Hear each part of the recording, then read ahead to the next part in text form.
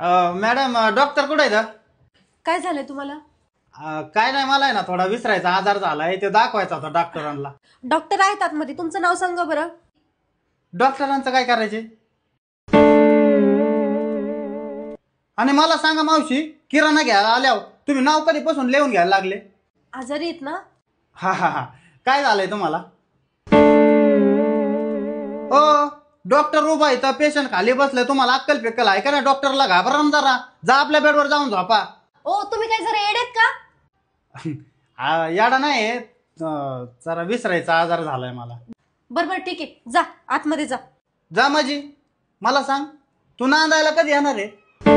कधी येणार नांदायला? का मला एकट्याला ठेवणार आहे?